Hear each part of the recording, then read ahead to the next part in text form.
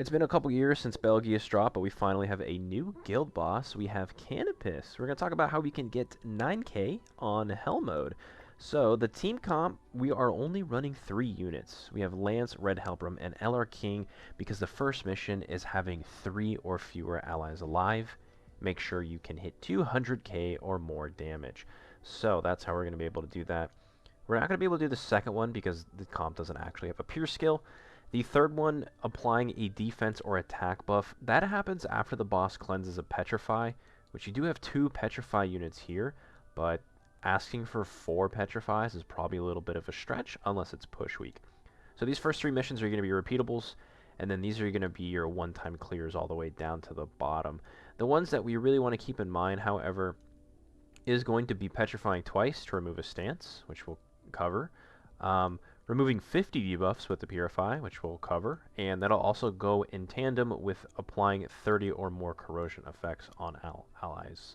The other one that is a little harder to do is getting 4 ult drains, which we only have 1 on Helbram.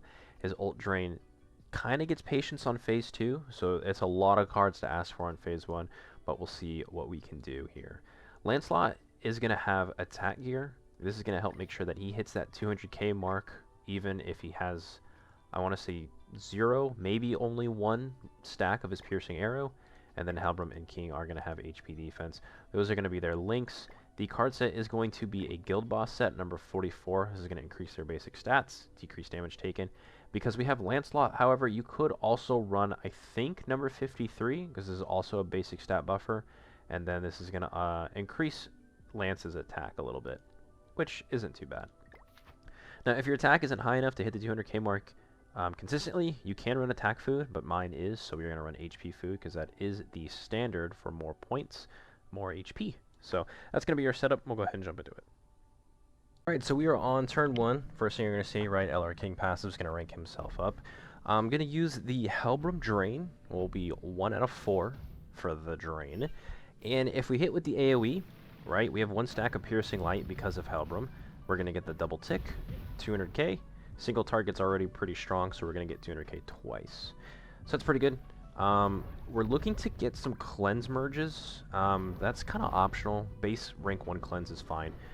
Petrify merge is kind of more important, right, because it has to be on a rank 2. Again, we can burn the Helbram card.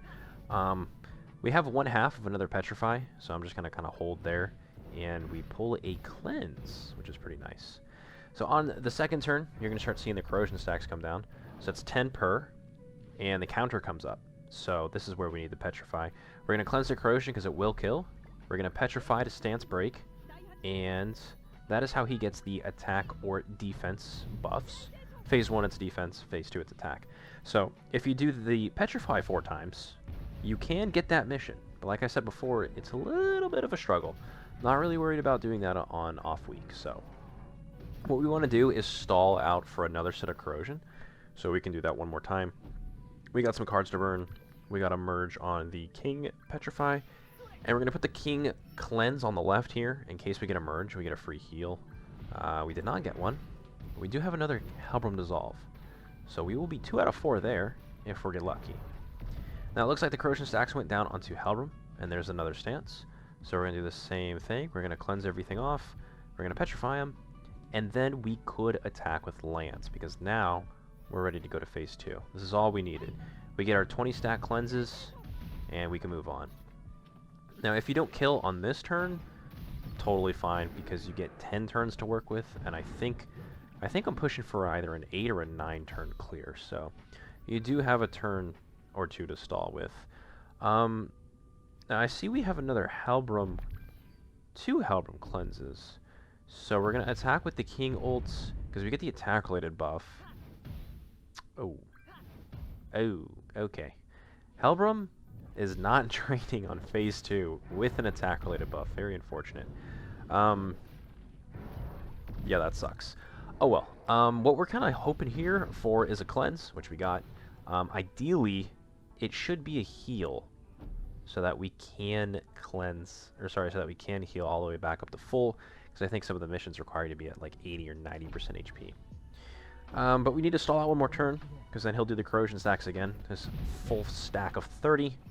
We're going to attack with Lance, burn some cards. We can whittle him down a bit. We've got some space to work with. Halberd ult here. Not a lot of damage. That's fine.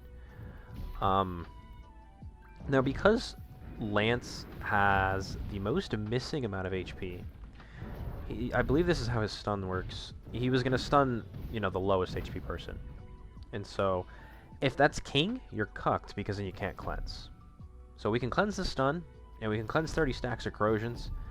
We can squeeze in another single target here from Lance, and then I think we can finish off nicely with the ult, and that should cover most of the missions. I think we're going to be missing about 3, right? 2 of the repeatables, and then the 4 drains. So it's going to be a nice 14k, pretty quick, pretty easy. Not too much RNG, I don't think. Yeah, we're missing 3 missions, but I think it's going to be good enough. So if you guys like to drop a thumb, maybe sub if you're into that, and I'll see you in the next one.